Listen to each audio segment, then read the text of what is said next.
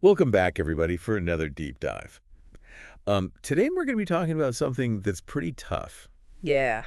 Infidelity. Yeah, infidelity is a really tough topic. It really is. And this one is even tougher because it involves a double betrayal. Yeah, this is a doozy. So we're looking at a Reddit post, and the original poster discovered her husband of 15 years Oh, wow. was having an affair. 15 years. And they have 3 kids together, Oh, gosh. 3 young children. And to make matters worse, the other woman is her close friend. Oh, that's awful. It's like the ultimate betrayal. It is the ultimate betrayal because it's not just your partner, it's someone that you confided in probably about your relationship. Exactly. She actually confided in this friend about some problems they were having. Oh, so she really went to this friend for advice and support. Yeah, and then the friend turned around and stabbed her in the back. It's just adding insult to injury. It really is. So she had this gut feeling that something was wrong. I can only imagine. And she found messages on his phone Oh, confirming the affair? confirming her fears. Wow. And as you can imagine, the Reddit thread is just blowing up with advice and comments. I bet the comments section is wild. Oh, it is. And a lot of the comments are just pure anger. Makes sense. I mean, I think it's a natural reaction. Of course, who wouldn't be angry? Right. People are saying things like, he killed your marriage and your friend helped. Yeah, they're both culpable in a way. Right. And there are even comparisons to addiction. Oh, wow. Like one person said, he'll be chasing that dopamine rush of a new relationship. Yeah, it's like they're equating it to a drug. Exactly. And, reading through these comments, it's clear that there's this really strong belief that cheaters cheat. Right? Once a cheater, always a cheater. And that once that trust is broken, it's almost impossible to rebuild. Yeah, a lot of people feel that way. Like it's this fundamental character flaw that can't be fixed. Right, they see it as a deal breaker. Exactly. Yeah, I mean, it's a big hurdle to overcome for sure. It really is. But I think it's interesting to consider, whether infidelity is always a sign of a flawed character or if there could be situational factors at play. That's a good point. Yeah. Because it's not always black and white. Right, and even if there are situational factors, it doesn't excuse the behavior, of course. No, of course not. But I think understanding the underlying causes could be really helpful. Especially if a couple is trying to decide if their relationship is salvageable. Exactly, because if they can identify the root of the problem, they might be able to address it and move forward. And that's where things get really interesting in the comments section. Okay, so what are people saying? Because some commenters are actually suggesting couples counseling. Really? Yeah, even though they acknowledge how much the original poster has been hurt. So they're saying there's a chance for reconciliation. Yeah, and I think the idea is that couples counseling could help them communicate better and understand what led to the affair in the first place. Yeah, counseling can be really helpful for that. But then there's this one comment that goes in a completely different direction.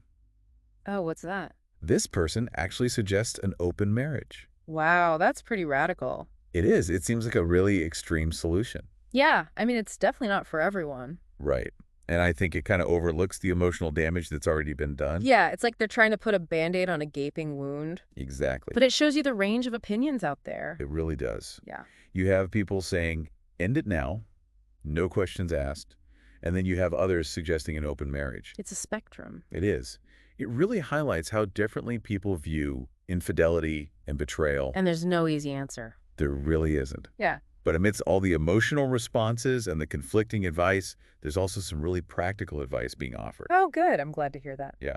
People are urging her to consult a lawyer Smart move. to protect her assets. Absolutely. And most importantly, to seek therapy for herself. Yeah, that's crucial. Because at the end of the day, this is about her well-being. Right. Regardless of what happens with the marriage, she needs to take care of herself. And one comment that really stood out to me pointed out that this situation has shattered her trust not only in her husband, but potentially in her entire network of friends. Oh, wow. That's a good point. Because now she's left wondering who she can actually trust. Yeah, that's a really tough position to be in. And it makes you think about the ripple effects of betrayal. It goes beyond just the two people involved. It really does. It can impact your whole world. And it can make it really hard to trust anyone again. Exactly. It's like the foundation of your relationships has been shaken. And that can be really difficult to recover from. It can be, but it's not impossible. Right. With time and support, people can heal and learn to trust again. I hope so. Because this woman is going through a lot. Yeah, it's a heartbreaking situation. It really is. You Yeah, it know? makes you reevaluate everything you thought you knew about relationships and trust. Absolutely. It's like this situation really forces you to confront those fundamental questions about what it means to be in a relationship and who you can rely on.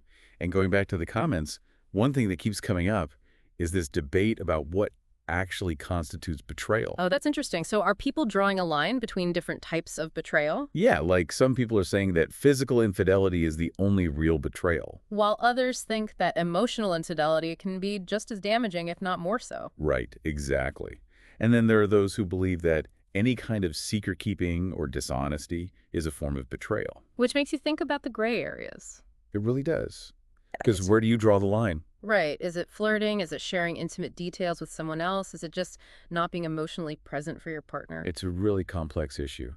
And I think this woman's story with both the husband's affair and the friend's betrayal brings all those nuances to the surface. It definitely highlights the different ways that trust can be broken. And the advice being offered really reflects that wide range of viewpoints. So are some people saying that any form of betrayal is a deal breaker?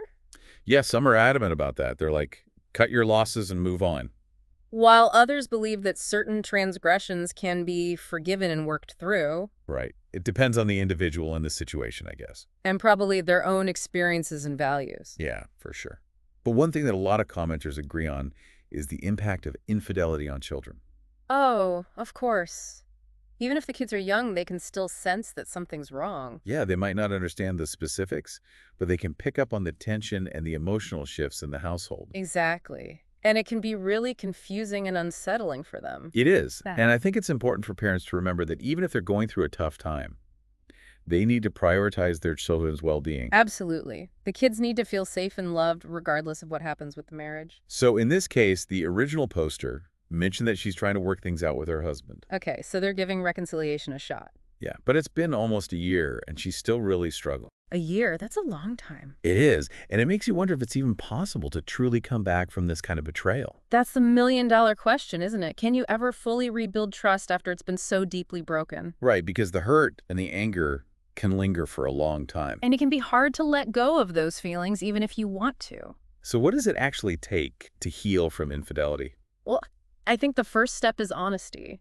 Like really being truthful with each other. Exactly. The person who cheated needs to be completely transparent and willing to answer any questions the betrayed partner has.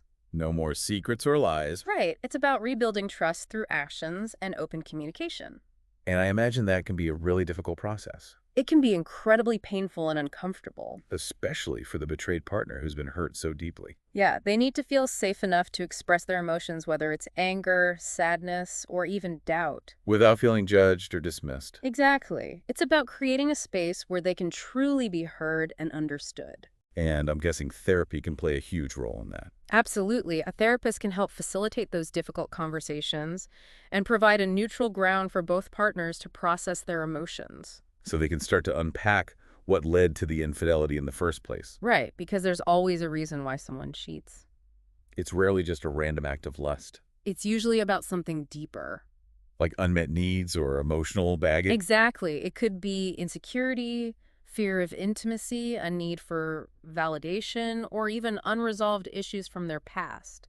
And understanding those underlying factors is crucial for both partners. Whether they decide to stay together or not, So it's not just about fixing the immediate problem of infidelity, it's about addressing the root cause. which can be a long and complicated process. It definitely takes time, effort, and commitment from both parties. And even then, there's no guarantee of success. That's true.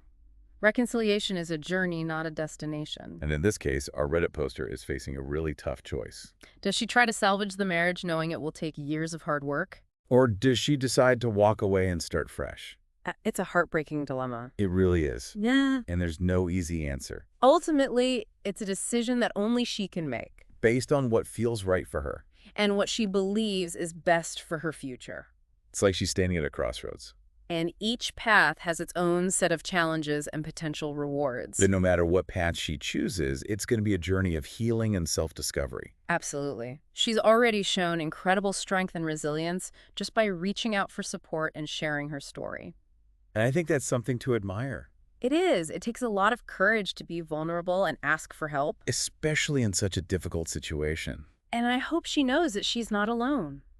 that there are people out there who care and want to support her, And that she has the power to create a future that feels authentic and fulfilling. regardless of what that future looks like. Exactly. This experience doesn't have to define her. It's just a chapter in her story. And she gets to write the rest. This whole discussion has been really eye-opening. It's definitely made me think about the complexities of betrayal in a new way. And it's a reminder that even in the face of unthinkable hurt, There's always hope for healing and growth. and that's a powerful message. It is. And it makes you think about like all the other people who were affected by this too. Yeah. You know, it's not just the couple themselves. Right. It's like a ripple effect. Exactly. It extends outwards to their families, their friends. Community. Yeah. And in this case, it's especially sad because her support system is totally gone. Right. Not only has her husband betrayed her, but her close friend, the one she confided in, is the one who broke her trust. It's a double whammy. It's like a double betrayal. It makes you question everything. Yeah, who can you trust? Exactly. And it can make it really hard to open up to people in the future. Because you're so afraid of getting hurt again. Right. You start to doubt your own judgment. And you wonder if everyone's just going to betray you. It can make you feel really isolated and alone. Like your whole world has been turned upside down. And you're left to pick up the pieces. It's a lot to process. It is. It's a really traumatic experience. So what can someone do to start healing from this kind of betrayal? Well, I think it's important to find new sources of support. Like people you can trust. Exactly. It could be a therapist, a support group, or even just close friends or family members who weren't involved in the situation. People who can offer a fresh perspective and a listening ear. And who can remind you that you're not alone. And that you're worthy of love and trust. Because it's easy to start believing that you're not. Especially after something like this. But it's important to remember that this experience doesn't define you. It's just a chapter in your story. And you get to write the rest. You have the power to create a future that feels good and true to yourself. Exactly. You're not stuck in this situation forever. You can heal and move on. And you can learn to trust again. It might take time. It will take time. But it's possible. It is. And it's worth it. This whole deep dive has been really powerful. It has. We've covered a lot of ground. We have. From the raw emotions of betrayal to the complexities of reconciliation. And the long-term impact of broken trust. It's a topic that touches so many lives. And I think it's important to talk about it openly and honestly. So the people who are going through something similar know that they're not alone. Exactly. And that there's hope for healing. There is always hope. So if you're out there and you've been betrayed, know that you're not alone. and that you can get through this, You're stronger than you think. and you deserve to be happy. You do. And you deserve to be with people who treat you with love and respect. And if you found this deep dive helpful, Please subscribe to Voices of the Soul. and share it with your friends. And for more insightful content on relationships, self-discovery, and navigating life's challenges, Check out Shauna Pelage's YouTube channel. we're so glad you joined us for this deep dive. And we'll see you next time.